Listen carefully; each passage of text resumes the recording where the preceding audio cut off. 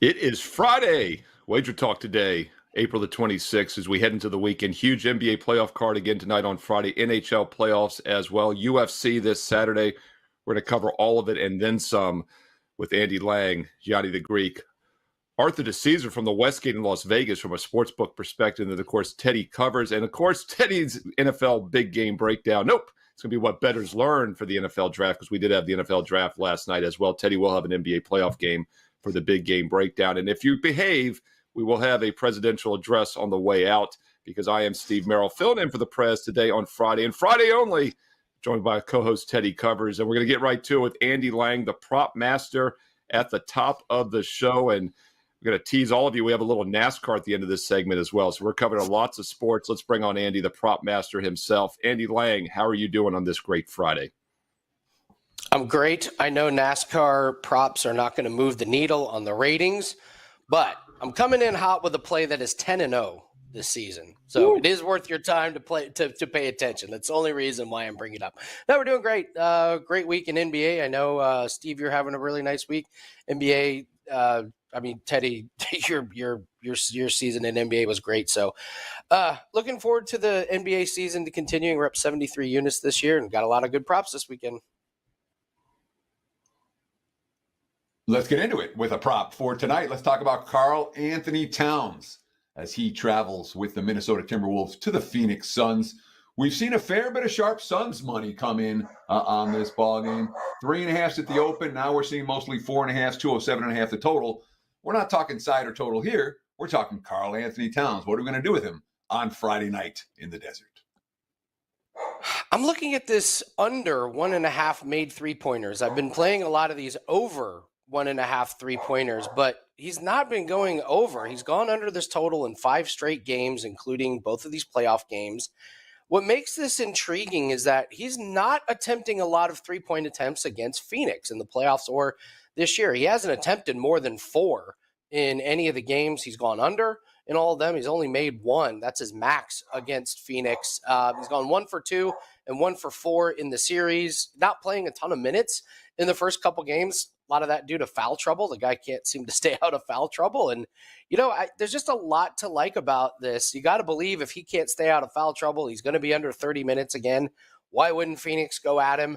Volume isn't there on the three-pointers. So it's a little bit of a nervous play. Anytime he drops back and shoots a 3, you'll be worried a little bit, but his shooting percentage is not great. So I'll take Towns under 1.5 made threes. So it makes a lot of sense, and it really does. Given the game plan for these two teams, they don't want Towns on the three-point line jacking up triples in this matchup. That's not where he's best. Nonetheless, all right, you talked about that foul trouble and the lack of opportunities. If he's not in foul trouble here and gets 30-plus minutes, are you still comfortable with your bet? I would be a lot more nervous if I knew he was going to play 35 minutes, but him trying to stay out of foul trouble is just like it's just like asking Steph Curry to not shoot threes. It's just like he's going to reach. He's going to get one of those just lazy, like moving screens, or I don't know, try and take a charge and end up getting called for a blocking foul. It just, maybe he's just not moving as good, and maybe this is just a bad matchup as Durant and even Nurkic and Booker know how to draw fouls on him. So I'll just keep the fingers crossed that he's going to keep getting into foul trouble here. So he hasn't been able to stay out of foul trouble against this team. Volume is down on the three-pointer. So we'll roll the dice and hope he gets into foul trouble again. And, of course, you watching live on Instagram, YouTube Shorts as well. Please comment, ask questions. We'll get to them during the show. And KKK 05x05 on Instagram is asking Suns or Timber. And I'll weigh in on this one. I did a standalone video. I'm doing it every day. It's up right now. So deep dive into all the games. I recommend you watch that. But one thing I point out is that Phoenix was 3-0 in the regular season. They also were the series favorite when this began. And now they're down 0-2. And we often see these 0-2 teams bounce back in games 3. So you would think this is definitely a candidate to do so. And be remiss if I didn't mention last night, guys, the Orlando Magic lost by double digits in games 1 and 2. And they come home and smack Cleveland by almost 40 points and covered the first half. They were up by 16. They actually ran away in the third quarter in that one. But this seems like a similar setup tonight. So we'll see if the Suns can get it done. As often we see this case, and we'll ask Arthur DeCesar a bit about this as well. Line is 4.5 for the full game. First half is 4 minus 15 in some spots. So once again, first half almost as high as the full game. We saw that with Orlando last night. And oh, by the way, the Laker first half line was higher than the full game line last night in game 3. And of course, the Lakers covered the first half for the third straight game and lost for the third straight game overall. So it is an angle the odds makers and betting market have caught on to, but it definitely seems like it might apply to the Suns tonight in game 3. All right, Andy, Prez isn't here today. We might have a presidential address at the end if the viewers behave and we get enough likes. Hit the thumbs up a like. We might get a presidential address on the way out at the end of the show. But we will talk some hockey with you because you talk props in the NBA, but you also do NHL props. What's something you're looking at tonight in the Kings-Oilers game? We're going to go back to our old buddy Evander Kane to not have a point. This was a good play for us in the regular season. It's around minus 166, so it's kind of hovering on that do you play it or not play it. I think it's worth a play. He just doesn't score against the Kings. No points in this series, despite the fact Edmonton has 11 goals through 2 games. Yet Evander Kane not been involved in any of those goals. No points in 6 straight games versus the Kings. No points in 21 out of his last 30 away games. Pretty decent shot attempts in the first 2 games, but he just doesn't score goals. He doesn't have a goal in 27 out of his last 30 games. So this is a guy that that's not his role. It's Draisaitl, it's McDavid, it's Hyman, it's that power play unit. That's the role of those guys. They're going to be absorbing most of the points, the goals, and the assists. For Evander Kane, it's just not really happening. So he's a good fade to not have a point in the series. So the first 2 games have flown over, 5-4, 7-4. The scoring opportunities have been there. And Kane still hasn't even gotten an assist in those kind of. I see him listed as day-to-day. Is he going to play tonight? Is he right? Or is this just one of these things? It's like, is this a gift that keeps on giving? We just, even with the high-scoring nature of this series, Evander Kane is just not involved in any of the scoring chances. Yeah, he's really not involved. And you look at his shots on goal, like he's going over his shots on goal prop. That, like if you wanted to really double up on him, he goes over his shots on goal. But they're harmless shots. They're never like really, really close to going in. They're just kind of flings at the net, and they're, a lot of them are easily saved. It's amazing that he doesn't have an assist in the first 2 games. Hockey is so generous with what they label an assist. You watch and you go, how did that guy get credited with an assist? So he's not even on the ice for these goals, Teddy. He's not on the power play unit, and that's where Edmonton does most of this damage. So it is worrisome about how many goals they've scored through 2 games, but it's just not his role. He's a little banged up, but listen, day-to-day in the playoffs means you're 100% playing. These hockey guys are insane. You have to carry them off the ice in order for them to not play. And even then, they might be back out there. But he'll be out there, probably just not effective with the points. That's just not his role on this team. So you're saying a lot less load management in the NHL compared to the NBA. They're a little bit tougher maybe than the NBA players in general. So that would be the prop of the century right there for the toughness factor. They're a whole new breed, man. Hockey players, completely different breed. They are. The stories of what some of the injuries that those guys have played with blow me away. Teddy disagrees. NBA players don't have pads, is all I'm going to say. You're playing in shorts and a t-shirt. Different. Well, and it's been a lot more physical too in the playoffs. No question about it. Watching these playoff games, the intensity, the defensive intensity. We've talked about the unders. It's obviously something they are bringing in now, but regular season, I would say that's a little different. But 30 years ago was quite different in hockey. Those guys were insane. Now they're barely insane. But Andy, we're going to tease the NASCAR for one more second, but we do have another viewer comment question from the Instagram chats, and that's in the KC Tigers game. We do have an early baseball game here at 1:00 Eastern. Teddy or Andy, I don't know if either of you have any info for Lugo Olsen. Anything jumped out to you, Andy, from a prop perspective? No, I'm laying off baseball for a little bit. I got burned on the Braves and the Marlins when the Braves were winning 3-1 the entire game, and then they gave up like 3 hits and 2 errors in the 9th inning to blow it. So I'm laying off baseball for a couple days after I get that sting out of my system. So no opinion from me on that one. Yeah, Teddy, we don't have a lot of baseball on the show today. Your thoughts? Well, it's just what the markets have done in this game. This game opened 8/8.5 last night. I'm seeing 7.5 juice to the under with the total. Yep. So the markets have a strong opinion on the under in this ball game. I wasn't close to playing it. It wasn't on my short list, so I've got no action on it. But there is a whole lot of wise guy money that's come in betting the under for Tampa, Detroit, and MLB on Friday night. And I know a lot of the viewers can't wait for the baseball show, which will be up in 2 hours. I'll be on today at 2 o'clock Eastern. Dan Alexander, of course, the great host there. And Dan told me he likes KC first five minus $1.10 for what it's worth. But once again, MLB live at 2 o'clock Eastern. This game will have already started. And we can see an hour into the game if our host Dan has cashed his first five on the Royals. But Dan Alexander does like the Royals. A little freebie for you here on Wager Talk Today for the live viewers at noon Eastern. All right, Andy, let's talk some NASCAR. I'm excited. You know, you and I both started on Wager Talk TV almost 4 years ago, summer of 2020, with the NASCAR show with Rocky Atkinson. And it never really took off. As you said, it's not a huge popular betting sport, I guess you could say, but you and I like it still. And this is something you didn't do a lot on the show, but I like where you're going with this. You're talking about the manufacturer to win the Monster Mile here in Dover, and you're taking a little bit of an interesting angle using a couple of them, I believe. So let us know the breakdown, how you're playing this, and the logic behind it. Yeah, if I'm coming on Wager Talk Today on a Friday and I'm coming with a NASCAR play, it better be a good one. So, all right, here's what's been happening in NASCAR. There are three manufacturers, Ford, Chevy, and Toyota in NASCAR. You can bet every one of them at plus money. Ford has not won a race this year. So all we've been doing is taking Toyota at plus 120 and Chevy at plus 150 to win the race. Steve, as you know, the Fords just aren't there this year. And there are too many dominant drivers in the Hendricks team and on Gibbs' team in these Toyotas. And they're at Dover, which is a concrete track. Hendricks loves this track. The Toyotas are very good there. Of the top five finishers at Dover in the last three races, none of them are in Fords. And in the last two races at Dover, only one driver has finished in the top seven in both of those races. So all we're doing is we're putting a little bit of money on Toyota. We're putting a little bit of money on Chevy. They're both plus money. And if Toyota and Chevy, or Toyota or Chevy wins the race, you come out with a little bit of profit. This is 10-0. 10-0 this season in NASCAR. So we're just going to keep riding this until the Fords show us something. They're not really that competitive outside of the super speedways to win the race. Decent finishes here or there, but this is a Chevy-Toyota track, a Chevy-Toyota season, and that's a great way to grab a unit or two off of NASCAR.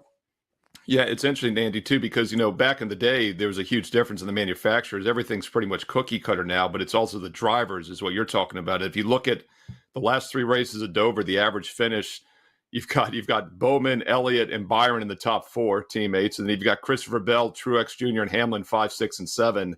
So you basically have two teams in the top seven there, 6 of the 7 drivers. So that also has a big part to why Chevy and Toyota are dominating. Andy, real quick, I want to ask you just a general question about NASCAR. You know, I've been handicapping NASCAR following for 20, 25 years, but I've gotten away from it the last several years more than ever just because sports books just continue to delay putting odds out. They've become more cautious. Matchups literally come up an hour or two before the race. I was logging the odds yesterday and on Thursday, and some books didn't even have the Xfinity odds up for the Saturday race. You know, so like they're really cautious. Just your thoughts on that and advice you'd give the bettors. It seems to me like it's kind of harder than ever to beat NASCAR because of that. There's a couple of ways that you can make money off NASCAR. That's probably the best way. Fading Kyle Busch is just the other way. Just rinse and repeat. He's in a bad car. He's frustrated. He's pissed off. And his matchup is against Tyler Reddick, who's going to wax him. So that's all. There's a couple ways to make it NASCAR. I agree. I don't bet it nearly like I used to, but that's okay. The markets change. We change with them, and we adjust and move forward. And Andy, of course, you do very well with Formula One, I believe, and he also covers other sports. He's got tennis, UFC expert. Andy, tell us what you got going on Wager Talk this weekend. Big day tomorrow. We have a 5% tennis play and a 5% UFC play. So use the promo code Andy3. It gets 3 days for $49. We've got a couple of NBA plays that are up tonight. You'll get those. You'll get both the 5% plays that are up for tomorrow, along with NHL and NBA plays. It's a no-brainer. No reason to get just one play. Just use the promo code on my profile page, Andy Lang, WagerTalk.com. We're up 73 units, all sports this year. We're on a nice 6-1 run in MMA. So looking forward to a big Saturday, big weekend, and that's the best way to take advantage. Promo code Andy3, 3 days for $49. Andy Lang, WagerTalk.com. Yeah, put that in perspective. One day is 39, so you're getting the second and third day for $5 each. And Andy's up 73 units in 2024. Teddy and myself, Steve Merritt, we're having monster 2024s as well. But Teddy, I would venture to guess 90 to 95% of our plays have been completely different than anything Andy has sports-wise or even how he's playing them because he has the prop masters. So you can literally diversify, get all of us, and make even more money this year. And it's been working so far in 2024. Teddy, we're going to get to some UFC with Johnny the Greek in a little bit. You're going to have a big game breakdown on Bucks Pacers as well. And then, of course, Arthur DeCesar, risk supervisor from the Westgate. Looking forward to talking with him as we do every Friday, especially now that the NBA playoffs are here. But NFL, I always say the NFL sneaks in no matter what time of the year it is. And they had a big night last night with the NFL draft. And I want to get your takes on it, and I'll chime in afterwards because it's very frustrating for me because I know how you can build a roster, how you can build a franchise, but nobody does it that way because, you kind of have to, it's got to do it now. Otherwise, you're on the hot seat in a couple of years. So your take on the NFL draft, not necessarily last night, just a big picture overall. First, I got to ask you, I'm fascinated. How do you build an NFL team? What's the way to do it? I've said this a couple times. If you were to give me 5 years, and I know I wouldn't be fired, I could do whatever I want for 5 years, I'm pretty sure I could have a playoff team. And the way I would do it, Teddy, is I would trade as many picks as possible and get double the picks back. I would trade my first round, get 2 second rounds, and I would do it every year. And then over a 5-year period, you honestly would have ended up with probably, 10, 15, 20 more draft picks. And you maybe get a Tom Brady in the 6th round. You get a Brock Purdy with the last pick in the 7th round. Teams chase. And the reason they chase is because the GMs and the coaches aren't going to be there in 2 years if they don't win. So they have to try to catch lightning in a bottle with the quarterback picks. And you and I know we've done this long enough. They're wrong more times than they're right. And the Cleveland Browns are such a great example. During the Brady era, they had, 20-some different quarterbacks and could never get it done. And the reason Purdy and these other guys like Roethlisberger come in and they win right away late first rounds because they're on teams that have good lines. They have good offensive lines, good defenses. And you got to wonder last year as well, had the Texans ended up with Bryce Young and, Bryce Young goes to Houston or vice versa, would it have been a different story? So it always fascinates me. I think the teams know what they need to be, yet they still don't do it. And I'd love to hear your take on it as well. So, FYI, and as you nailed it, everybody gets it wrong. The draft pundits get it wrong. The GMs get it wrong. The analysts get it wrong. If you go back and look today at the mock of yesterday's first round, all the analysts they got the first couple picks right. After that, real dicey. I went back and looked, and I do this every year because it's fun and it makes me laugh. I went back and looked. If you ask me, who were the 3 most impactful draft classes last year? Lions used their draft class to get to the postseason. Texans used their draft class to get to the postseason. Rams used their draft class to get. That's 3 teams. None of it. The Lions were supposed to be pretty good. They were better than expected. All 3 of those teams flew over their win totals. All 3 of those teams made the playoffs. All 3 of those teams exceeded expectations, largely because of the success of their rookie class. So what do you go? You go back and look at the drafts. Lions got panned for their draft last year. Rams were mediocre at best. Texans, I saw a bunch of drafts. Oh my, the Texans did everything wrong. Oh my God, what are the Texans doing? They're all wrong. All right, so what are we reading today? Oh, meanwhile, I was looking back at the drafts. The Patriots were getting A's last year. Patriots got much better in the offseason. Yeah, sure they did. Colts got much better in the offseason. Yeah, sure they did. All right, so what are we hearing here? The Falcons reached their quarterback. The Eagles nabbed the cornerback. This one, that one. It's all nonsense. I didn't watch last night. I shouldn't say that. I watched Caleb Williams get drafted. After Caleb Williams got drafted, I didn't watch. Don't pay attention until the draft is over. And then look at the draft again with free agency to try to figure out what teams are actually any good or not. But all of these talking heads, yep. They're all wrong. Get them out of your head immediately. There's my 2 cents. Back to you, Mr. Merrill.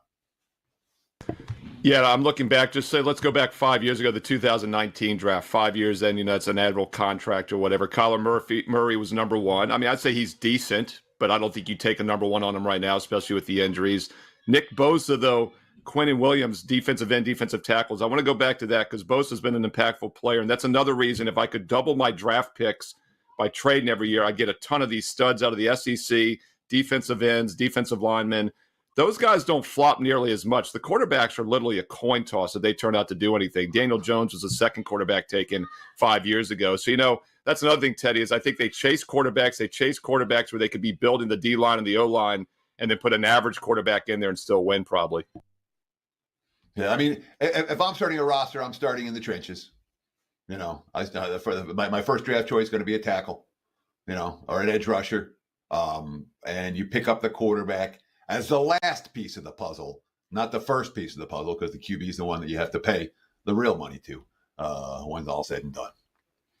Well, that's another thing too, is you tie up a lot of capital as well with those quarterbacks, and they don't pan out. You're on the you're chasing once again for that reason financially. All right, let's bring on Johnny the Greek. We're going to talk some UFC, big event this weekend as always. And Johnny, your thoughts on the NFL draft? I know you guys use some sharp money groups, and how'd you all do at the draft last night, real quick, before we get to the UFC? I really couldn't tell you. Like, the dust hasn't settled for me. I don't really grade this stuff. Like, I fired probably 20, 30 props, and someday I'll see how the week went, and I'll check it then. Honestly, I don't watch it. It felt like whether it wins or loses is not going to really make a difference at that moment. I'm always looking ahead, not really looking behind. So I couldn't really tell you. I don't think it was a great draft for us, just because looking at today's accounts, like I could just tell by the money that was in there yesterday compared to the money that's in there today. So I don't think we crushed the draft past few years. But, you know, I just couldn't tell you for sure. Yeah, and the thing about the draft, too, is I can get a recap in 3 minutes just looking at the first-round picks instead of having to spend 3 hours watching it. So it's probably the most inefficient thing in the world to possibly watch, especially as a handicapper. Johnny, let's go to the UFC. You do very well at the UFC. What are you looking at this weekend? Yeah, and I got some NBA, some baseball, and some other stuff to share with you guys for sure. I got a big bet on Jonathan Pierce. He's up around that minus 170, minus 180 range, and I just can't believe it's that low. The reason for it is we have a little bit of recency bias. He's coming in off a loss. His opponent's coming in off a win. But when you look at the strength of schedule, it's not even close. I mean, his opponent, Onama's win, come against opponents that have won about 50% of their UFC fights. So they're coin flip fighters. His losses come against, his two losses come against a combined 2 and 3. When you look at the Jonathan Pierce side, he is coming off a loss, but he's won 5 of his last 6. And those wins come against opponents that won 65% of his fights. More importantly, simply look at the data. And I'm not a big X's and O's guy, but it's this simple. He could make this an easy fight. If he doesn't get knocked out in the very first round, all he has to do is implement his ground game. He averages over 5 takedown attempts per 5 minutes, and he's going up against a guy who has a 45% takedown defense. Onama doesn't get controlled for very long, but Pierce is very strong. He's one of those guys. If any featherweight's going to control him, it's going to be Pierce. Lay the chalk on Pierce. They should be closer to minus 300. He wins this fight 3 out of 4 times easily. Yeah, the money's coming for the dog there. I'm seeing minus 155, minus 150, even minus 148 for Pierce. Oh, yeah, so, yeah. Ton about it. Onama's coming in having 3 of his last 4 fights. He won a performance bonus. When that happens, you're more times than not, the fans are going to back you. The bettors are going to back you. When this line immediately opened, you saw the steam come in on the favorite. As the weeks progressed, and we're now less than 24 hours away from fight night, and more recreational bettors get to the window, I am not surprised the money's coming away from Pierce and on the Onama side, because again, he's got power, ton of power. He's going to have a reach advantage, and he is coming off a nice win. But that's what gives us this low price. So for me, it's bottom line is I believe I'm getting the best of it. The line move doesn't scare me one bit. If anyone that waited, they're just going to get a better number. And Johnny, a lot of people focus on these main events and stuff, but the undercard has a lot of value. What's something else you're looking at on the undercard for Saturday? Yeah, absolutely. When Figlak lost his UFC debut as a minus 200 favorite, I circled him immediately looking to back him in his next fight. This kid's legit. I mean, he comes from Cage Warriors, which is a top-notch organization. He's 5 years younger than Hubbard. Pre-UFC, his last 3 opponents had a combined 28-6-2 record. So he was fighting some killers before he got into the UFC. The fact that he lost his debut gives us a great price now because he'd be up over 300 against Hubbard. Listen, Hubbard's lost 2 straight. He's 1-3 over his last 4. But more importantly, in his 3 UFC wins, his opponent's record, a combined 0-1. So he has 3 wins. Those 3 fighters are a combined 0-1 in the UFC. So this isn't a step down for him fighting Figlak. It's obviously probably a step up. I like Figlak, opened as a small favorite. He's a little chalkier now, but it's very warranted, well worth it. And lay the price, lay the chalk. Don't parlay him. I mean, if you want to gamble a little, but I think you straight bet these. You comfortable. You made 2 good bets, and a ton of value on both these favorites. And I'm usually like to bet dogs, but sometimes the implied win probability on the favorites is just too way off. So I had to fire. Sure. When a favorite's minus 150 or minus 180 and they should be minus $3, there's value on the favorite for sure. Yanni the Greek. Talk about what you have going right now over at WagerTalk.com. We've only got a few minutes with you today because we got Art DeCesar coming in. He's going to log in on the same link that you logged in on, so he's going to kick you off air. So tell us real quick what you got going in for the clients this weekend, and then we'll talk a little NBA/MLB for tonight. No problem. Again, like normal, NBA playoffs, NHL playoffs, Major League Baseball, we're running good, running real hot in all of those. Last month was a losing month, but we're really came right back in April and gobbled up all those negative units and turned positive. I'm excited for this year again. We're coming off a year where I increased your capital by 80%. If you started with me with 10 dimes, you won 8 dimes on top of that. You started with 100 dimes, you won 80 dimes. That's the bottom line. So I got a long way between now and December 31st. So we don't celebrate when we win. We don't get too low when we lose. When the dust settles, the truth is told. Numbers never lie. And that's why I make sure all my stuff's documented. Johnny the Greek. There's only one like him. There is no substitute. Talk to me about what you're seeing in the MLB. Obviously, you know all kinds of wise guy groups. You help them get down on their bets. Talk about where the sharp money is going on today's baseball card. Yeah, I got to baseball real quickly, man. I saw something I never saw before in my life, Teddy. I went to Oklahoma because I'm seeing this amazing girl. I love you, Jess.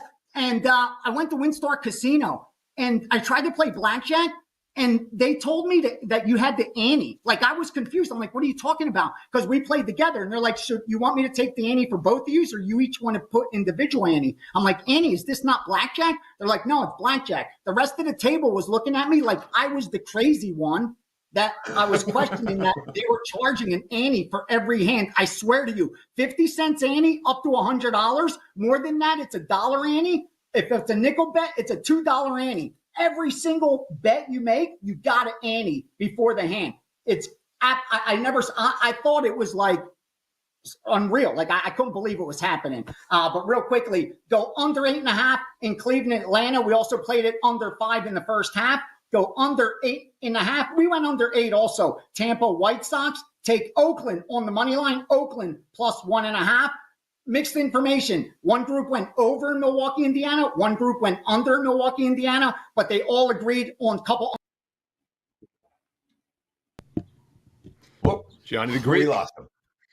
Hey, we got it all in though. I knew it It's was funny, coming. Teddy, that he brought up the Pacers-Bucks game had mixed information on the over-under because that just happens to be your big game breakdown. Now, you might be looking at the side, but it's a great segue in. Once again, check out Ace, wt.buzz/VR Vegas Runner. Get all his information on the Steam Club and also his best bets for this weekend at WagerTalk.com. But, Teddy, let's transition into that NBA game, Bucks-Pacers. And, by the way, viewers, it is an early tip-off, 5:30 Eastern, because it is a triple header on ESPN tonight. So please note this is an early start, 5:30 Eastern, 2:30 Pacific, Teddy's time. What are you looking at in this one? Well, before I get into the big game breakdown, real quick, I want to note something that Yanni said there. You know, when Yanni said there, when he's talking about there's two-way action on this total. We always say, oh, the wise guys, the sharps, as if it's a uniform group, and it's not. It's individual bettors making individual decisions or individual groups making individual decisions. Sometimes those groups line up together. And we say, oh, the sharp money is clearly on. Other times, they're battling against each other, and they have different opinions on games. Hence, you see two-way action. And certainly when we're talking about the Bucks and the Pacers total, yeah, we've seen some under, but it hasn't been a ridiculous under in that ball game. That being a ridiculous run of under money in that ball game. That being said, today's big game breakdown is talking about the Pacers and the Bucks side. And then again, note the early start time with this Friday night triple header on ESPN. Steve Merrill just mentioned it, 2:30 Pacific, 5:30 Eastern.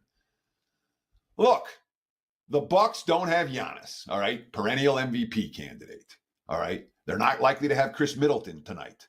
stalwart defender. What are they without Giannis and Middleton? Their team's going to get eliminated in the first round. That's what. Milwaukee's 4-9 straight up their last 13 games. All right. And all the wins come with asterisks. The winning game 1 of this series. Okay. Give them credit. They played well there. And that's as good a game as they played. Obviously, we saw what happened after that one good performance. They beat Atlanta one time. They shot really well. They beat the Celtics the night after the Celtics clinched the East. I mean, it really has been not just weeks. It's been more than a month that the Bucks have been playing losing basketball. Their interior defense hasn't been there, even with Brook Lopez, an aging Brook Lopez. The quotes are right. Pascal Siakam, who's won a title. We got to be the hungry team. We got to be the team that's coming in and wanting to show something. That's the attitude. Of course, again, we're talking about a former champion, so it's not like Indiana doesn't have any like that. Miles Turner, it's going to be a hell of an environment in there. I've been waiting a long time to give the home fans what they deserve. Meanwhile, Bobby Portis is talking trash. Quite frankly, they're front runners. Y'all could just tweet that or whatever it is. Whenever the shit is going good, they're laughing, clapping, all that. When it's going bad, they're not saying nothing. Look, Doc Rivers has failed everywhere. All right. Magic, he had the one title in Boston. The Clippers, the 76ers, now Milwaukee. He's been losing straight up in ATS in the postseason ever since that title in 2009. The Pacers are hungry. They're healthy. And I think they're the better team.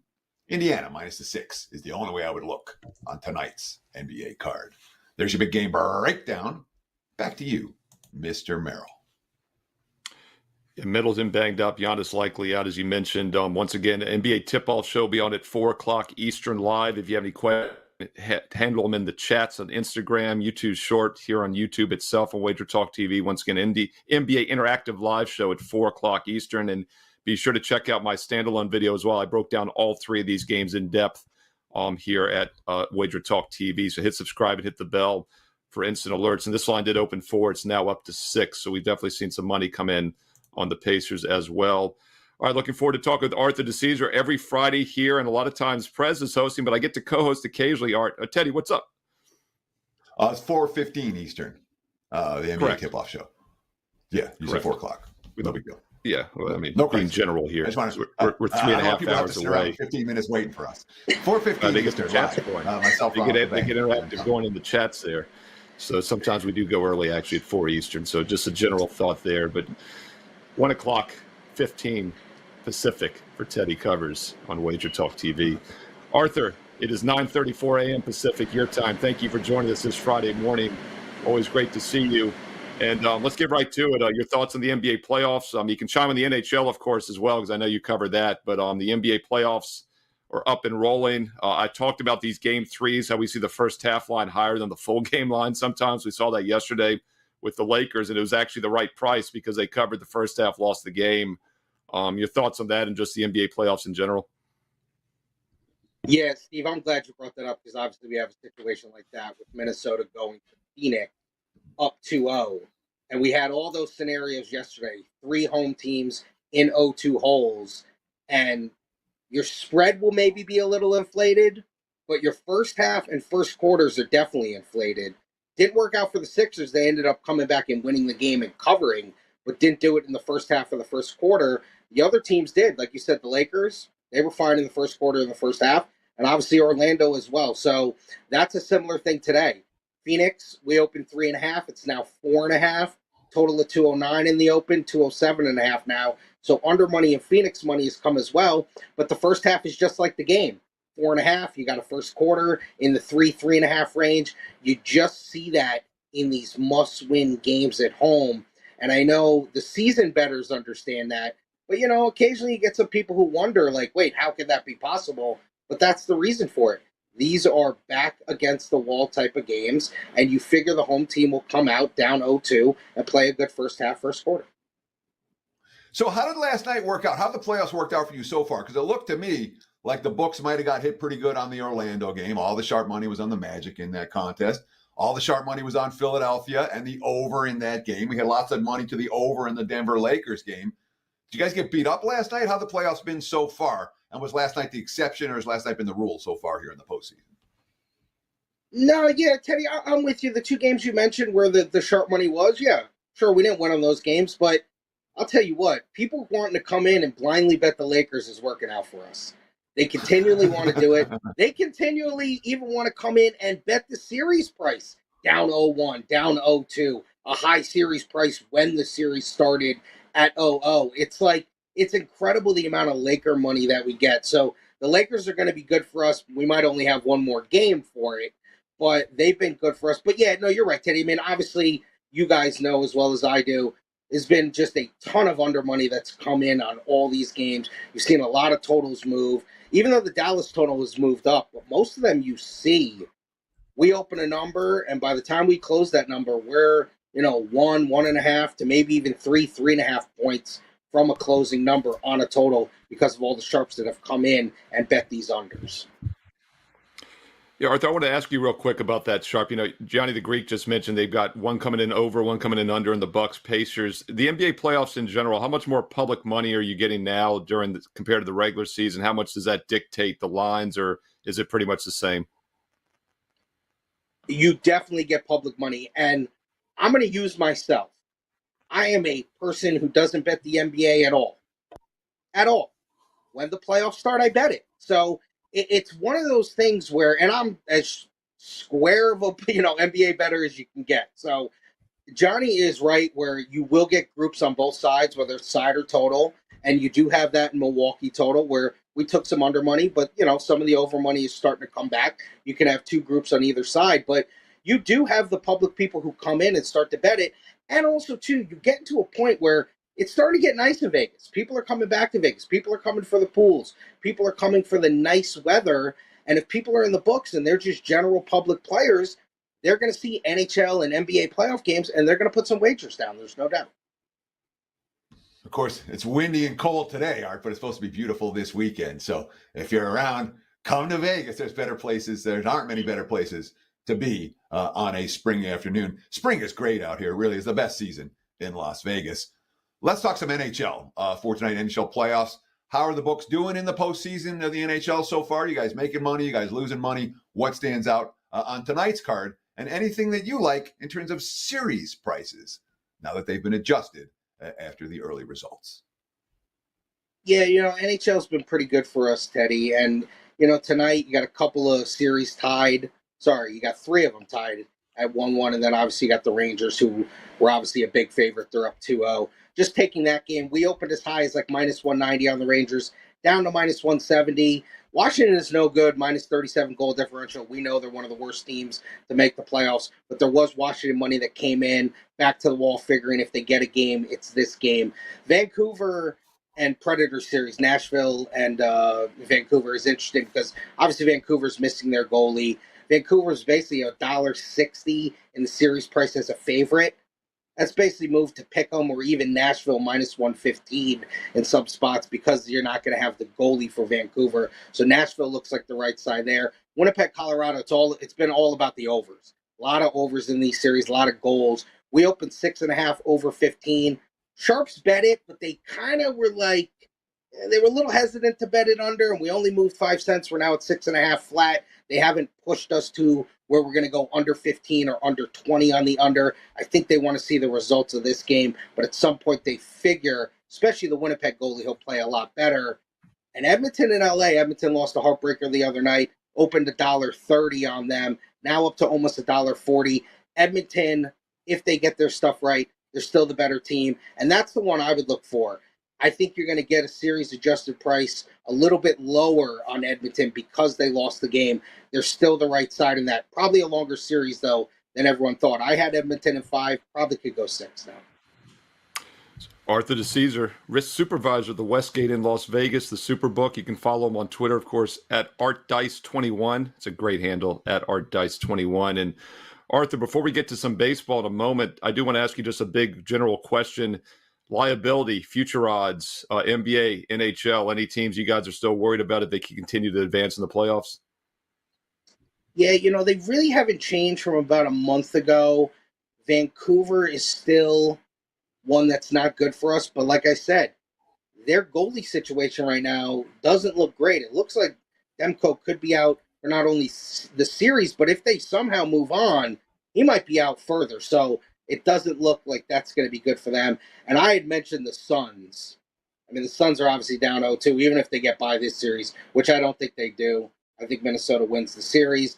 Suns are a liability for us, but we're not worried about the Suns. The Suns, if they ever got to play the Nuggets, would never beat the Nuggets in a million years. So that wouldn't happen. Those two teams are the ones we're sweating in both sports. Now I'm really rooting for a Suns Nuggets matchup, so we can see if that happens in a million years. Because once in a million years they'd probably win. Arthur Caesar, always and what I love about having you on, Art, is you're not shy about giving info from the other side of the counter. There are guys, there are bookmakers that come on and they're like, yeah, well, it's a proprietary secret. You're telling us what's going on behind the counter at the Westgate Superbook. So before we let you go, let's talk a little MLB. And I want to ask you about today's card for sure. But conceptually, what are you going to do with the White Sox? And what are we going to do with the Astros? It's a great question, Teddy. And we had mentioned when I came on, I think the week leading up to the baseball season, there are going to be teams, like Oakland and Colorado, and the White Sox were one of them that are these bad teams. Now, Oakland hasn't been that team. Oakland's been a lot better in these first 25 games. Obviously, Colorado's putrid, and the White Sox are historically bad. What are they, like 3-22, 3-23? Yep. So one of the worst records. I mean, it's incredible. You're right, Teddy. I don't know what we're going to do with them. Perfect example, Tampa on the road. Tampa's a pretty good team. Haven't gotten off to a great start, but they're at the White Sox. We opened 210. Obviously, that wasn't high enough. We're at 230 now. Tampa money flying in. And obviously, with all these bad teams, too, you see the parlays build up with these teams. All these bad teams, the teams they're playing get put in parlays as parlay sweeteners. It's one of those. Now, the Astro one is interesting. Their pitching is no good. We know the offense is good. Brand new manager, Dusty's not there. I'm not ready to hit the panic button on them yet. Obviously, Verlander's just come back. He's older. He's got to get back worked into it. But they have problems in the bullpen. Obviously, they signed Hader. He needs to work his stuff out. I'm not ready to hit the panic button on them yet, but they are still priced like they're the Astros. And at some point, we're going to have to get to a point that they're not the Astros if they keep losing, right? You can't keep pricing them that way. So that's something we have to monitor day in and day out and week out with the Astros. Yeah, I mean, current form is so important in baseball. At some point, the White Sox have to start winning, but we're trying to catch that falling knife right now. And even the worst team, the last several years wins 50 games. Even the A's got to 50 last year. That means the White Sox are going to win another 40-some games. That comes out to about 32% win percentage over the next 140 games. That's like a minus 210, 215 price on average. So, it's kind of where it should be today, I guess. If it's, pretty much right now at the Superbook, I'm seeing minus 230 take back plus 200. The difference in the middle, 215. Exactly what the White Sox win percentage should be for the rest of the season. So I think you guys probably have it priced right. Arthur, always great talking with you. What do you have going on at the Superbook in Las Vegas? Man, we got a lot of stuff going on, Steve, and obviously always a pleasure to be with you guys on a Friday, especially you, Steve. I don't see you all the time. That's always great to see you. Listen, NBA and NHL playoffs are rolling. Baseball's rolling. We'll have Derby next weekend. We just have everything going on. Obviously, the draft will be finishing up this weekend, and eventually schedule release will come in May. We'll get NFL stuff up as early as possible, so continue to look for that. And as always, if you're down in the Westgate, always ask for help. If we're there, if I'm there, if anyone who can help you is there, we will pop out. We will give you a couple of minutes and just kind of explain everything that needs to be explained. And just real quick before we let you go, Art, NFL draft. You guys taking action? You guys not taking action? What's the skinny? And how was last night? We took action, Teddy. We had, about 24, 25 props. We were in that range. And, we only kept them up for a couple of days because there's a rule where you have to shut them down 24 hours before the draft. You get into all those logistics. But obviously the dust hasn't settled on all the picks yet. But it's been okay. It's been kind of in the middle. I know we've talked for years about this as kind of a lost leader for us. And, if you lose a little bit, it's fine. You just don't want to get crushed. We're okay. We actually, one that looked really nice for us was Chop Robinson versus the defensive end Verse from FSU. A lot of people picked Chop to go above Verse. He did not. Verse went 19. Chop went 21. So that was one that stood out. That was good for us. Yeah, Teddy, you stole my thoughts on the way out when he said NFL draft. I was like, man, we didn't ask Art about the NFL draft. So good insight there. And something great minds think alike. That one's against Arthur DeCesar. He's a risk supervisor. He knows what he's talking about at the Westgate Superbook in Las Vegas. If you're in the Superbook, be sure to stop by the counter, ask for Arthur by name, and tell him that you saw him here on Wager Talk Today on Wager Talk TV.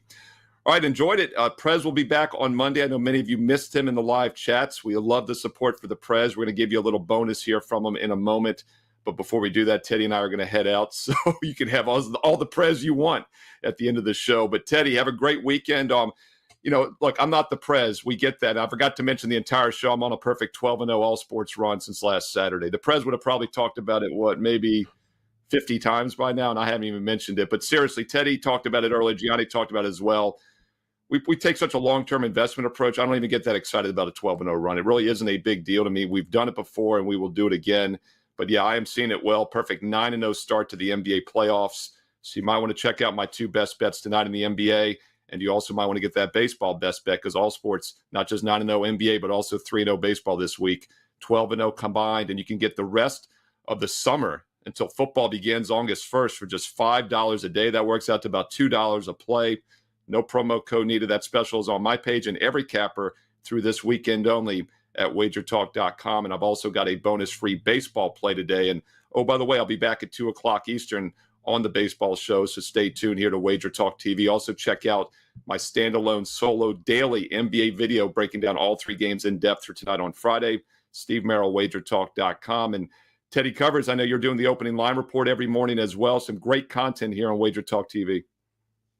Yeah, I'm doing an open line report every morning, 7 a.m., bright and early. We got the NBA tip-off show this afternoon, 1:15 Pacific, 4:15 Eastern. And, of course, Steve's running good. I'm running pretty good, too, 7-1. The last 3 days had some easy winners yesterday. Good right size. We'll see if we do it more all weekend long.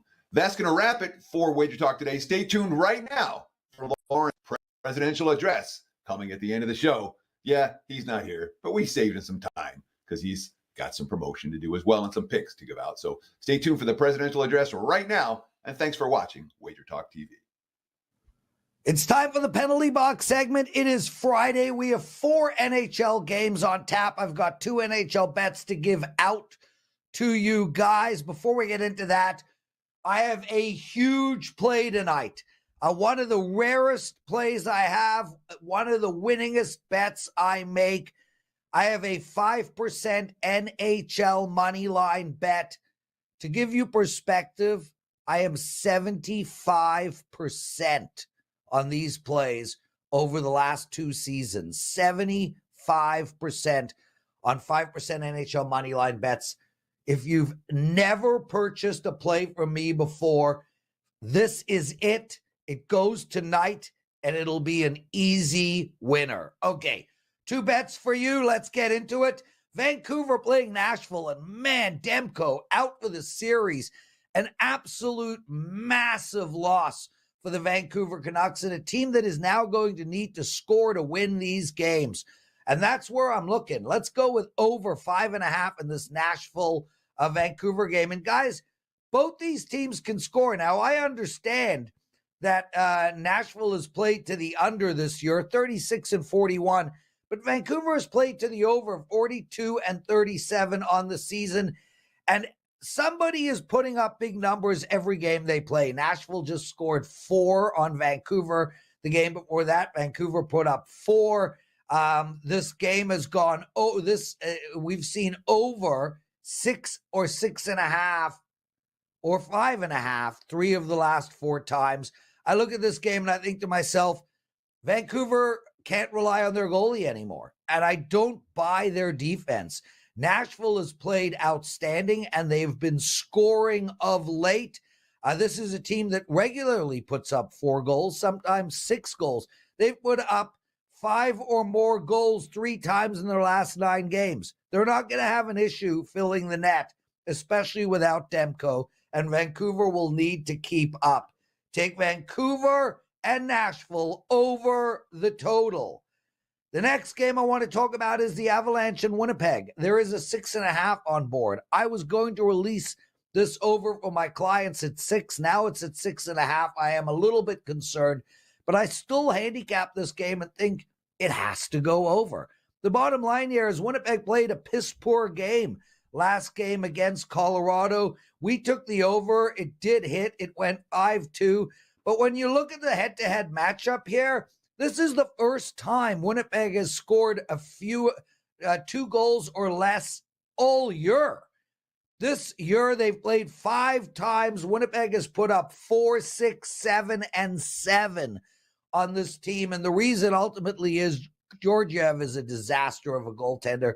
Sure, he stood on his head last game, but that doesn't happen on a regular basis. And one thing we know, this Colorado team can score goals, regardless of who's in net. And all the talk about Hellebuck being the best goaltender in the world, he's got under 9 save percentage his last 8 playoff games. Something is wrong with Hellebuck when he plays in the playoffs. He reminds me of the stinking Toronto Maple Leafs who can't score when it counts. Take over the total of 6.5 in this Colorado Winnipeg game. And guys, please, if you've never purchased me before, this is the day. Friday, I have a 5% play up. It is going to win easily, and I'm 75% in the last 2 seasons on these plays. Thanks for watching. We'll see you Monday.